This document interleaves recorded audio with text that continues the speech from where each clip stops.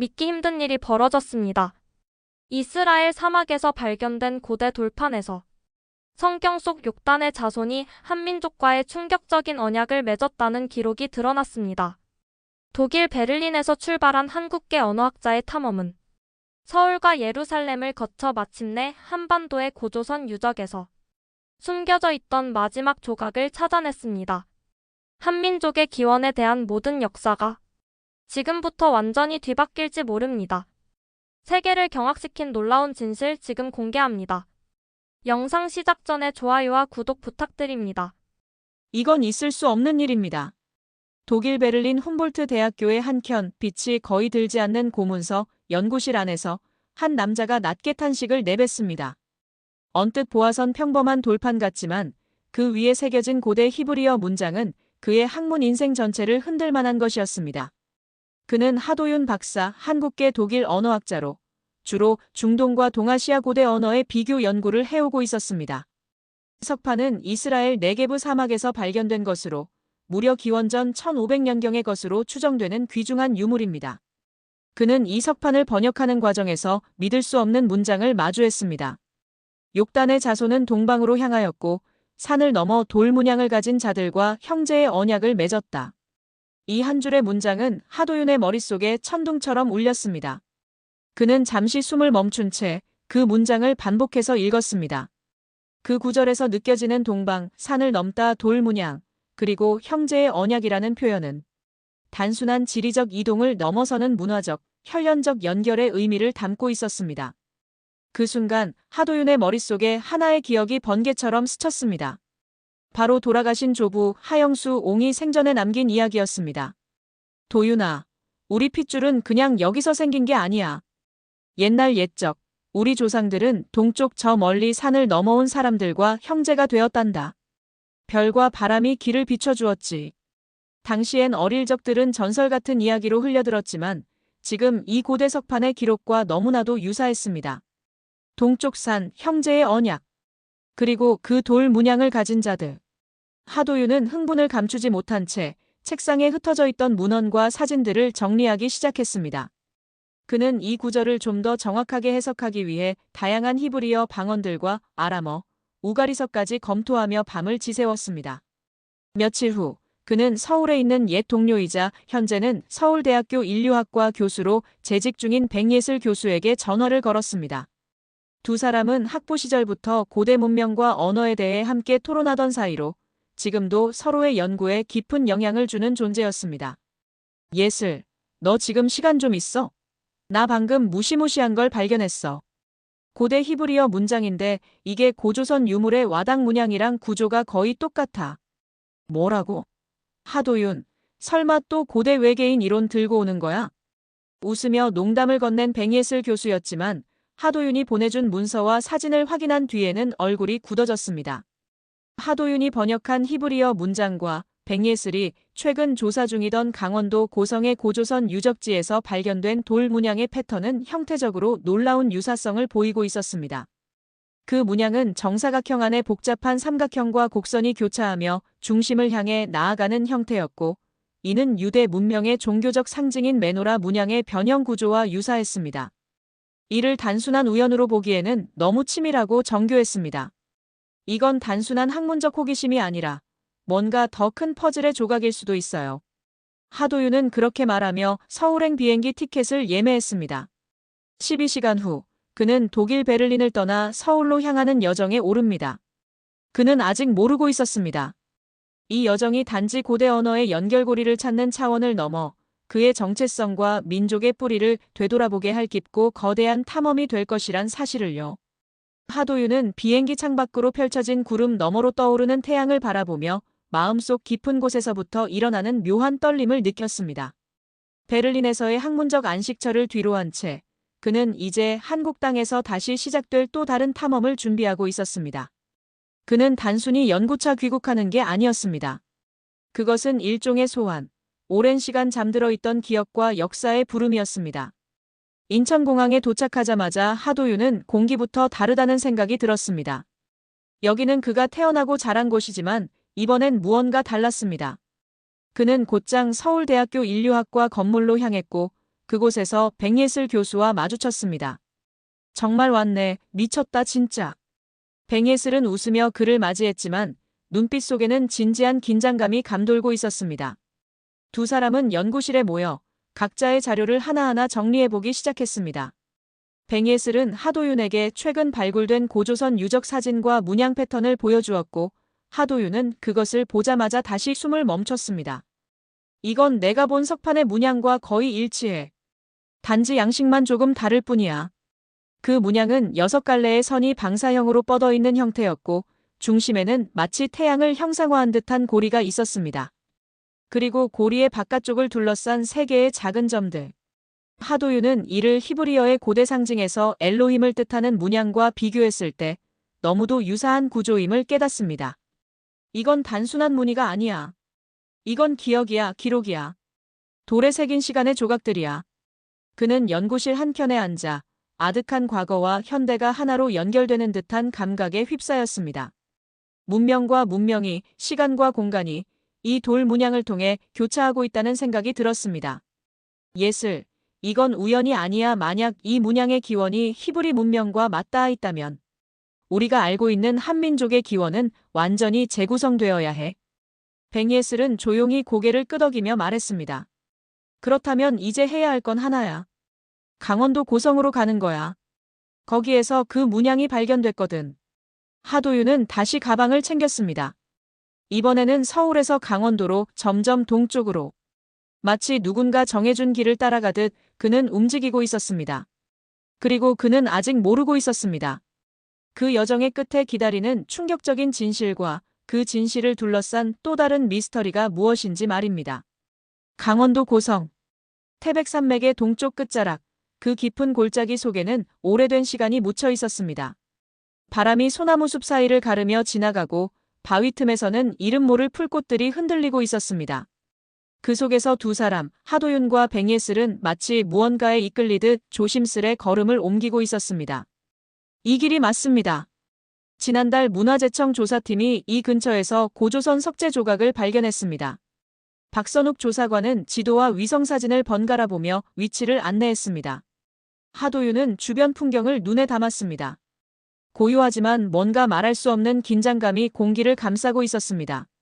그는 자신이 지금 단순한 학문적 탐사를 넘어 수천 년을 거슬러 한 민족의 기원과 맞닿은 어떤 문을 열고 있다는 느낌을 받고 있었습니다.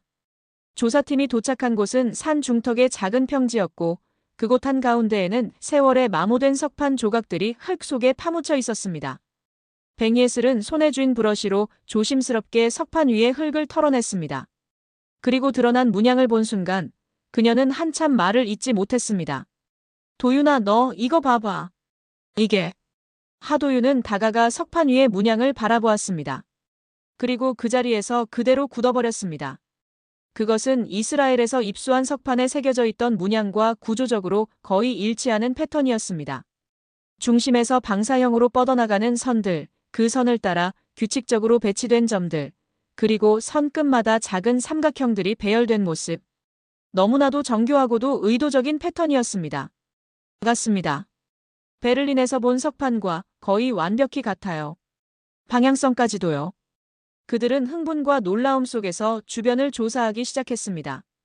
석판이 놓인 위치와 방향, 지층의 깊이와 주변 환경. 그리고 결정적인 사실 하나를 알게 됩니다. 이 석판 문양은 정북향이 아닌 정확히 서쪽을 가리키고 있었던 것입니다. 이건 단순한 조형물이 아닙니다. 이건 메시지예요. 서쪽을 향한 어떤 기억 혹은 출발점에 대한 의식. 하도윤은 혼잣말처럼 그렇게 말했습니다. 그 순간 그는 머릿속에 떠오르는 수많은 이미지들을 연결해갔습니다. 욕단의 자손이 동방으로 이동했다. 형제의 언약을 맺었다. 그리고 돌문양. 이 모든 단서들이 서로를 향해 기하학적으로 연결되어 있었습니다. 그들은 이후 며칠간 고성 인근 유적지를 샅샅이 조사하며 유사한 문양이 새겨진 다른 조각들까지 추가로 발굴하게 됩니다. 하지만 그들의 연구는 뜻밖의 장애물에 부딪히게 됩니다. 탐사 열흘째 되던 날, 백예슬이 갑작스럽게 고열에 시달리며 쓰러진 것입니다. 처음에는 단순한 피로감으로 생각했지만 그녀의 상태는 점점 악화되었고 결국 구급차에 실려 인근 병원으로 이송되었습니다. 면역 체계가 과잉 반응하고 있습니다. 바이러스는 아닌 것 같고 원인을 특정하기가 어렵습니다. 의사의 말에 하도윤은 멍한 얼굴로 병실 밖을 서성이며 생각에 잠겼습니다. 이 모든 상황이 너무도 이상했습니다. 돌연한 고열, 특정되지 않는 증상, 그리고 연구가 절정에 이를 무렵 찾아온 위기. 그는 문득 무언가가 그들을 경계하고 있다는 기분을 지울 수 없었습니다. 그날 밤, 그는 홀로 다시 유적지로 향했습니다. 손전등 하나만을 들고 숲길을 걸으며 그는 스스로에게 묻습니다. 이 모든 게 단순한 우연일까? 아니면 우리가 뭔가 건드린 걸까? 그렇게 얼마간 걷던 중 그는 그동안 놓쳤던 작은 입구를 발견하게 됩니다. 바위와 흙더미로 절묘하게 가려져 있었지만 자세히 보면 누군가 고의로 덮은 듯한 흔적이 역력했습니다. 그는 조심스럽게 바위를 치우고 흙을 헤치며 안쪽을 들여다보았습니다. 그곳은 작고 어두운 동굴이었습니다. 마치 숨겨진 시간의 방처럼 조용히 존재하고 있었고 그 속 깊은 곳에서 하나의 청동 조각이 눈에 들어왔습니다. 그것은 단순한 장식품이 아니었습니다. 고대 히브리어로 하딘이라는 이름이 새겨져 있었고 이는 베를린에서 동료였던 독일계 유대인 고고학자 레베카 박사가 연구 중 자주 언급했던 고대 문서 속 전설적인 인물의 이름이었습니다. 하도윤은 그 조각을 손에 쥐며 중얼거렸습니다. 욕단의 자손 그들은 분명 이곳에 왔다. 그리고 무언가를 남겼다. 우리가 알아야 할 아직 밝혀지지 않은 진실을. 그는 이 여정이 이제 단순한 연구의 범주를 넘어섰음을 직감하게 됩니다. 이제 이 이야기는 과거의 탐사가 아니라 현재를 살아가는 우리에게 던지는 질문이 되었습니다. 우리는 누구이며 어디서 왔는가? 동굴은 차가웠습니다. 공기는 정지된 듯 무겁고 모든 소리가 바깥에서 차단된 듯 고요했습니다. 하도윤은 조심스럽게 손전등을 비추며 동굴 깊숙이 들어갔습니다. 조그만 동굴임에도 불구하고 벽면에는 사람 손으로 다듬어진 흔적이 역력했습니다. 마치 누군가 오래전에 이곳을 의도적으로 조성해 놓았다는 듯이요. 그리고 바로 그 안쪽 구석에서 그는 또 하나의 발견을 하게 됩니다. 벽에 새겨진 낙서처럼 보이는 기호. 하지만 그것은 낙서가 아니었습니다.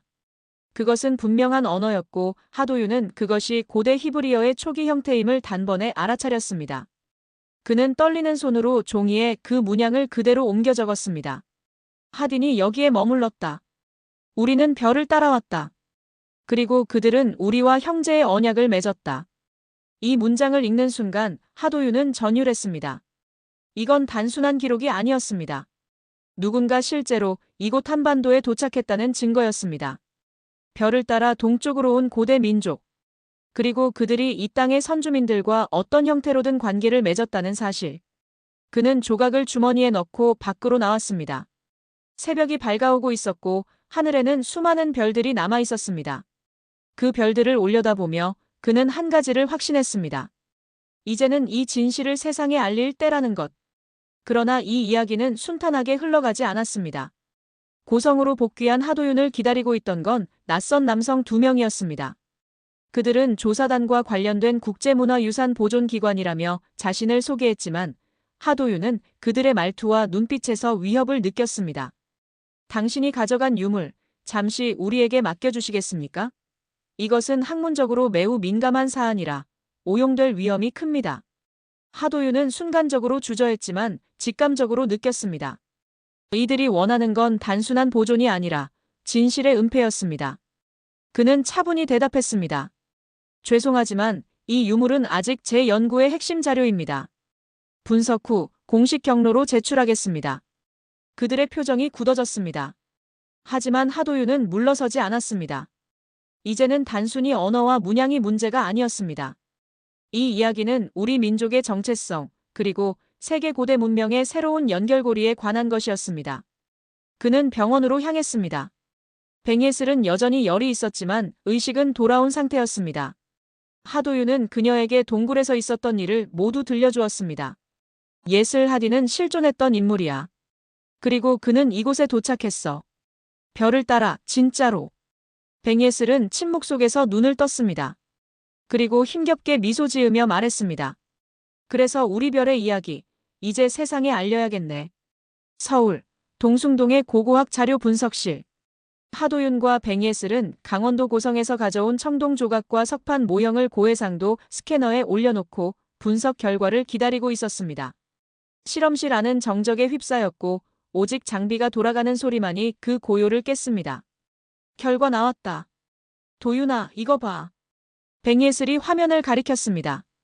청동 조각에서 검출된 금속 성분 중 일부는 기존 고조선 유물에서는 한 번도 발견된 적 없는 중동 지역 특유의 산화동 성분이었습니다.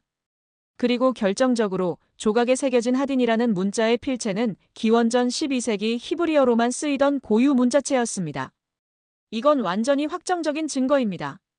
이 청동 조각은 중동에서 만들어졌고 고성의 동굴에까지 도달했다는 뜻이죠. 하도윤의 목소리는 떨리고 있었습니다. 그는 오래전부터 꿈꾸던, 아니 학계에서 수많은 사람들이 가능성만 언급하다 흩어져 버렸던 한반도와 중동 문명의 접점이라는 가설이 사실로 드러나는 순간을 마주하고 있었습니다. 그들은 곧 논문을 작성하기 시작했습니다. 욕단의 자손, 고조선에 이르다 히브리 문명과 한민족의 기원에 대한 언어학 및 고고학적 접근이라는 제목 아래 모든 자료와 비교 분석을 정리해 나갔습니다. 그러나 논문을 학술지에 제출한 지 이틀 만에 그들에게 예상치 못한 충격이 찾아왔습니다. 국제고고학연합회에서 정식 항해 서한이 도착한 것입니다. 과학적 근거가 불충분하며 특정 민족 기원에 대한 과도한 연관짓기는 민족주의적 해석으로 이어질 수 있다는 것이 그 이유였습니다. 학계는 조심스러웠고 오히려 경계심을 드러내고 있었습니다. 이때 두 번째 위기가 발생했습니다. 하도윤의 베를린 동료이자 중동 고고학 전문가로 논문을 검토 중이던 레베카 바움 박사가 돌연 실종되었다는 소식이 전해진 것입니다. 그녀는 베를린 박물관 소속으로 이스라엘에서 온 고대 석판을 번역하던 중 하도윤과 접촉했던 인물이었습니다. 실종 전 그녀가 남긴 마지막 메시지는 단 한 줄이었습니다. 하딘은 신이 아니라 사람입니다. 그리고 그는 동쪽으로 떠났어요. 도윤, 조심해요. 그 말은 하도윤을 더욱 혼란스럽게 만들었습니다. 고대 문헌 속 하딘은 신화적 존재로 남아있었지만 레베카는 그가 실제 인물이라고 주장하고 있었습니다. 게다가 그의 행방을 찾기 위한 단서를 줬던 그녀가 사라졌다는 사실은 단순한 실종이 아닌 누군가에 의해 은폐된 흔적처럼 보였습니다. 이쯤 되자 하도윤은 연구실에 홀로 앉아 자문하게 됩니다. 이건 정말 밝혀야 할 진실인가? 아니면 우리가 건드리면 안 되는 기억인가? 하지만 그 순간 그는 하나의 연결고리를 다시 떠올리게 됩니다. 단군 신화 속 하늘에서 내려온 환웅, 그리고 이스라엘 문서 속 하늘에서 내려와 동방의 민족을 창시한 하딘 두 존재의 서사 구조는 너무나도 유사했습니다. 이건 전설이 아닙니다. 기억이에요. 한 민족이 자신의 정체성을 만들기 위해 남긴 고대의 기록. 그는 다시 연구실 안을 정리하고 하딘과 단군이 모두 의미했던 본질이 무엇인지 생각하기 시작했습니다. 신화가 아닌 역사, 상징이 아닌 실체. 이 모든 퍼즐 조각들이 하나로 맞물리는 순간 그는 깨달았습니다. 진짜 중요한 것은 하딘이 누구였는가가 아니라 그가 왜 왔는가라는 사실이었습니다. 하도윤은 자신의 책상 위에 펼쳐진 유물 사진들과 문서들 사이에서 멍하니 눈을 감았습니다. 실종된 레베카 박사 학계의 견제, 그리고 고대 문헌과 유물이 전하는 미묘한 진실. 그는 이 모든 것을 머리로 이해하려 애썼지만 가슴속에는 알 수 없는 감정의 소용돌이가 일고 있었습니다. 하딘은 신이 아니라 사람이었다. 레베카의 마지막 메시지는 하도윤의 뇌리에 계속 맴돌고 있었습니다. 그는 다시 단군 신화의 원문을 꺼내들었습니다. 하늘에서 내려온 환웅이 백두산 신단수 아래에 나라를 세웠다는 구절. 그리고 그는 이전에 자신이 번역한 히브리어 문서의 문장을 다시 읽었습니다. 하딘은 신의 명을 받아 동쪽의 산으로 갔고 그곳에서 땅을 정리하고 백성을 모아 새 문명을 시작했다. 비슷한 구조, 유사한 서사. 이는 분명 문명 간의 교류 혹은 신화의 공유를 의미하는 강력한 신호였습니다. 그는 두 이야기가 각각 독립적인 전설이 아니라 실제 있었던 인물과 사건을 각 민족이 자신들의 방식으로 해석한 결과일 수 있다고 생각했습니다. 이 이야기는 신화가 아니라 실존한 인물에 대한 기억이야. 그리고 이 인물은 단군일 수도 있어. 하지만 이 결론은 너무나도 위험했습니다. 단군 신화를 역사적 사실로 치환한다는 것은 학계에서는 논란을 넘어 금기에 가까운 영역이었기 때문입니다. 그럼에도 불구하고 하도윤은 멈출 수 없었습니다. 그는 자신이 가진 모든 데이터를 바탕으로 단군과 하딘의 유사성을 비교한 새로운 보고서를 작성하기 시작했습니다. 그는 더 이상 단순한 유물의 해석에 머무르지 않고 그것이 어떤 의미를 품고 있으며 그것이 우리 민족에게 어떤 정체성을 안겨줄 수 있는지를 고민하기 시작했습니다. 그는 서울 외곽에 위치한 한 작은 도서관으로 향했습니다.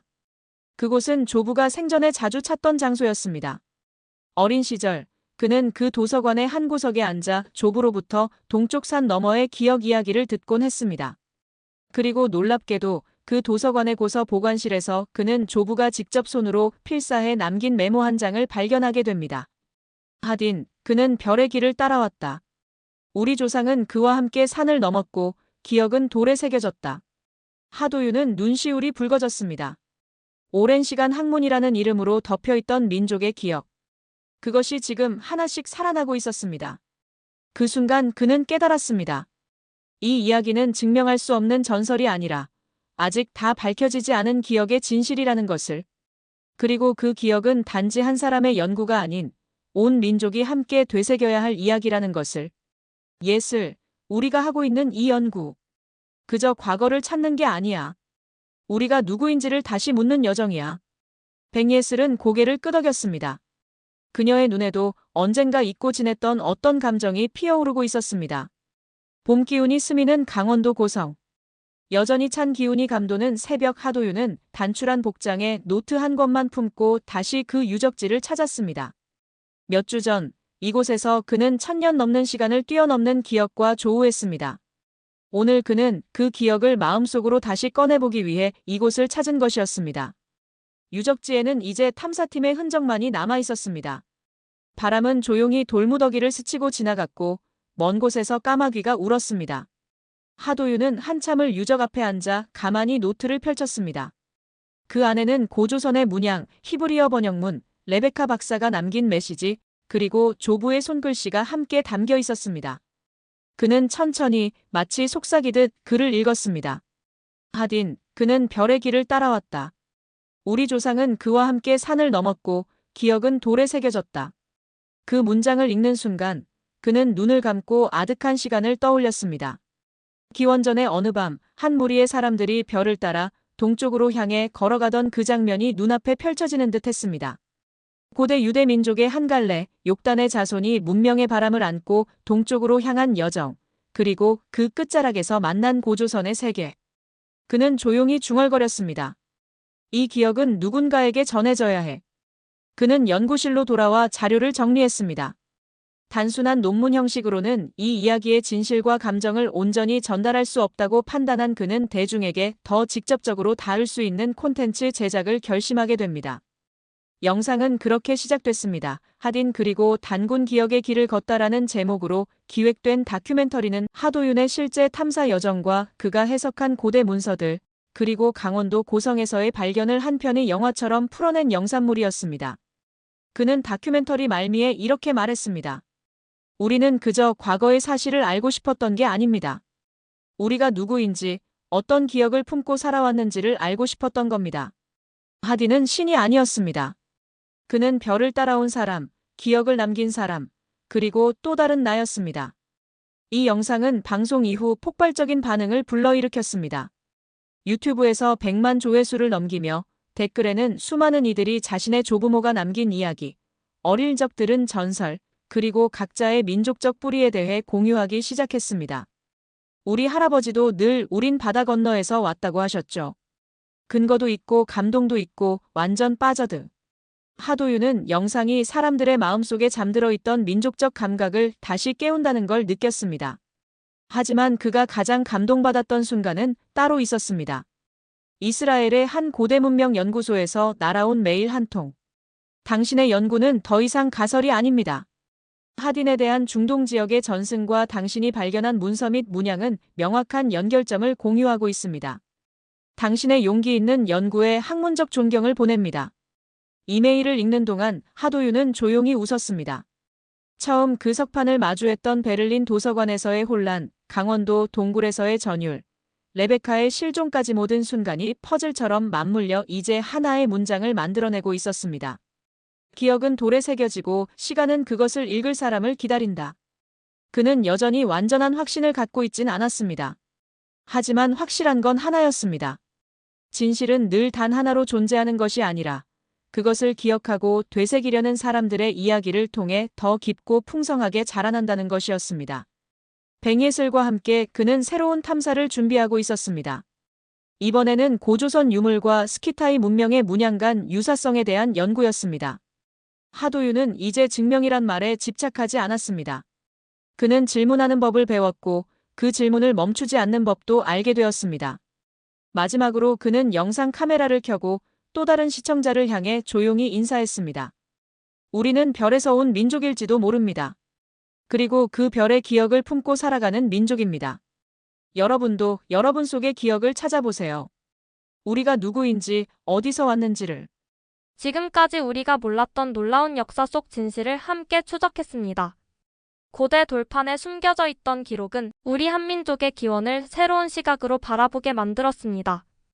아직 밝혀지지 않은 수많은 퍼즐들이 남아있지만 역사의 진실은 결국 드러날 것입니다. 이 이야기가 여러분께 작은 울림이 되었기를 진심으로 바랍니다. 다음 이야기에선 또 어떤 한국의 모습이 펼쳐질까요? 한국을 향한 여정은 계속됩니다. 구독과 좋아요 잊지 마시고요. 다음 영상에서도 세상을 뒤흔드는 또 하나의 이야기로 찾아오겠습니다. 감사합니다.